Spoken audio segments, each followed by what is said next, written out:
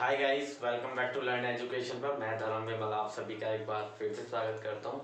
आज की अपनी इस वीडियो में हम बात करेंगे थॉर्नडाइक के अनुसार जो बुद्धि के प्रकार हैं उसके बारे में। बुद्धि की क्या क्या परिभाषाएं हैं, थॉर्नडाइक साहब ने जो बुद्धि के सिद्धांत दिए हैं उसमें क्या क्या बताया है, एक कितने प्रकार की बुद्धि होती है थॉर्नडाइक के अनुसार।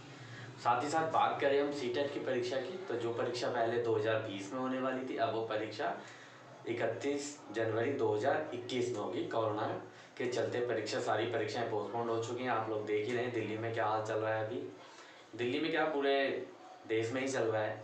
कोरोना काल का जो ये समय है तो संकट भारी है, लेकिन कट जाएगा। संयम और धैर्य से ही इस युद्ध को जीता जाएगा, तो संयम बनाए रखें। और साथ ही साथ बात करें, एक और गुड न्यूज़ ये निकल के आ रही है कि जो यूपी टेट की परीक्षा है वो परीक्षा इस बार फरवरी में कराई जाएगी।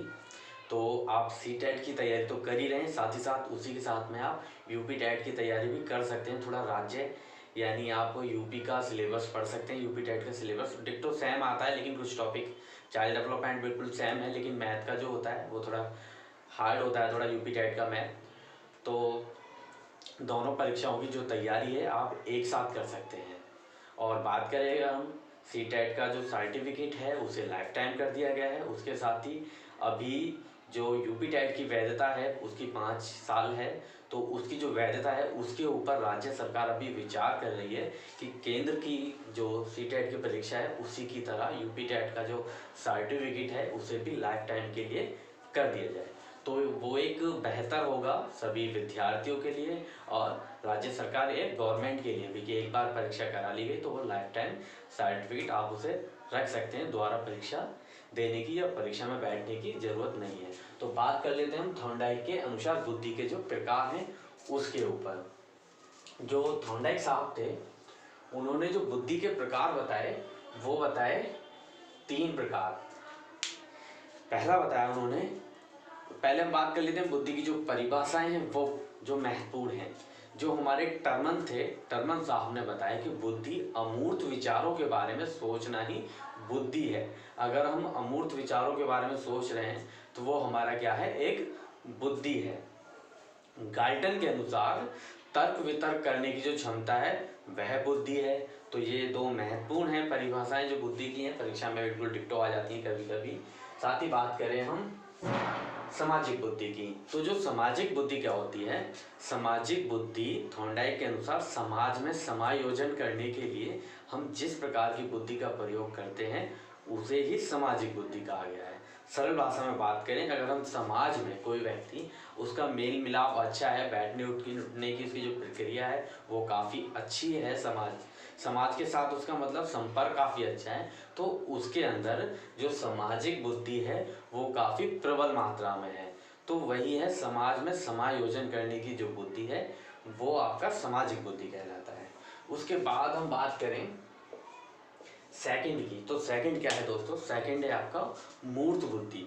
तो मूर्त बुद्धि क्या होता है, कोई वस्तु अगर हमारे सामने रखी हुई है, हम उसके बारे में चिंतन कर पा रहे हैं, उसके बारे में सोच रहे हैं, तो वो मूर्त बुद्धि है। जैसे कि मान लीजिए मेरे सामने एक कूलर रखा हुआ है, तो मैं कूलर के बारे में देख रहा हूँ उसे अच्छे तरीके से कि मैं इसका क्या क्या कर सकता हूँ, क्या क्या चला सकता हूँ, इसे किस प्रकार इस्तेमाल कर सकता हूँ और किस प्रकार यूज कर सकता हूँ। ऐसे अगर किसी छात्र के सामने ब्लैक बोर्ड है तो छात्र ब्लैक बोर्ड के बारे में अपनी एक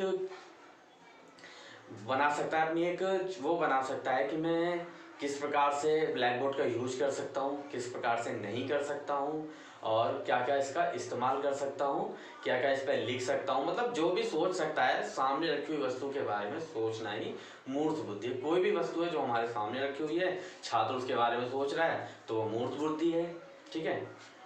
तो उसमें मूर्त बुद्धि ज़्यादा है सर। बात करें हम अमूर्त बुद्धि की, तो अमूर्त बुद्धि क्या है, अमूर्त बुद्धि दोस्तों होती है कोई वस्तु हमारे सामने नहीं है और उसके बारे में हम विचार कर रहे हैं, तो वो अमूर्त बुद्धि जी। जैसे कि एक छात्र के सामने उदाहरण दिया जाए कि एक हेलीकॉप्टर या हवाई जहाज के बारे में कुछ सोचो, तो वो अमूर्त बुद्धि है। जो वस्तु सामने नहीं है उस वस्तु के बारे में हम कुछ भी सोच पा रहे हैं या कर पा रहे हैं, तो वो हमारा अमूर्त बुद्धि कहलाता है। उदाहरण कुछ भी हो सकता है, हवाई जहाज का उदाहरण ले लीजिए, या किसी का भी एक निबंध लिखने के लिए कह दिया गांधी जी के ऊपर निबंध लिखे, तो गांधी जी सामने थोड़ी ना है, लेकिन अगर हम उसे अच्छे तरीके से लिख रहे हैं तो वो अमूर्त बुद्धि का उदाहरण है। लेकिन अगर हाँ सामने है कि एक पेड़ दे दिया, पेड़ के बारे में लिखें, छात्र से कहते हैं पेड़ के बारे में लिखें, तो छात्र पेड़ को देख रहा है, सामने है उसके वो कॉन्सेप्ट, उसके सामने है बच्चे के, तो कुछ भी बना सकता है बच्चा उसके बारे में कि पेड़ की 5 पत्तियां हैं या इतनी पत्तियां हैं या शाखाएं हैं, जड़ हैं, या पेड़ में क्या क्या होता है, तो वो हमारा मूर्त बुद्धि है। और पहला आपको पता ही है, समाज में समायोजन करने की जो क्षमता है उसे बुद्धि कहते हैं। तो थॉर्नडाइक के अनुसार बुद्धि के 3 प्रकार हैं, मूर्त, अमूर्त और सामाजिक। मूर्त अमूर्त काफ़ी कन्फ्यूज करता है परीक्षा में, जो विद्यार्थी पहली बार सीटेट की परीक्षा देंगे उन्हें ये शायद क्लियर नहीं हो पाएगा, लेकिन अगर वो दूसरी बार देंगे तो कहीं जाके उन्हें हो पाता है कि मूर्त और अमूर्त क्या है, क्योंकि इतना घुमाया फिराया हुआ है किताबों में, मूर्त अमूर्त का मतलब समझ में ही नहीं आ पाता है। जब मैंने भी पहली बार परीक्षा दी तो मूर्त अमूर्त में मैं काफ़ी उलझा रहा, काफ़ी कन्फ्यूजन रही कि मूर्त बुद्धि क्या है, अमूर्त बुद्धि क्या है। बुद्धि तो एक ही प्रकार की होती है, लेकिन बीने ने कहा 1 प्रकार है, स्पीयरमैन ने कहा 2 है और 3 प्रकार की है, किसी ने कहा बहु प्रकार की है बुद्धि, गार्डनर ने कहा 8 या 9 प्रकार की बुद्धि बताई, बाद में 2 प्रकार की बुद्धि और बता दी। लेकिन जो थॉर्नडाइक साहब थे इन्होंने 3 प्रकार की बुद्धि बताई थी। तो मूर्त और अमूर्त और सामाजिक ये काफ़ी महत्वपूर्ण है। परीक्षाओं में बुद्धि से संबंधित क्वेश्चन आते हैं कि बुद्धि क्या है, बुद्धि क्या नहीं है, बुद्धि बहुआयामी है, बुद्धि एकल है, या अलग अलग प्रकार से क्वेश्चन आते रहते हैं। तो धन्यवाद दोस्तों, आई होप कि आज का ये टॉपिक आपका क्लियर हुआ होगा मूर्त और अमूर्त का, और थॉर्नडाइक के अनुसार जो बुद्धि के प्रकार हैं वो। तो धन्यवाद, और इसी तरह की वीडियो देखने के लिए चाइल्ड डेवलपमेंट सेक्शन से संबंधित कोई भी वीडियो आप देखना चाहेंगे, कोई भी सिद्धांत, कोई भी थ्योरी, तो प्लेलिस्ट में ज़्यादातर मैंने वीडियो बनाई हुई है, तो आप वहाँ पर जाकर उन वीडियो को देख सकते हैं। तो धन्यवाद दोस्तों।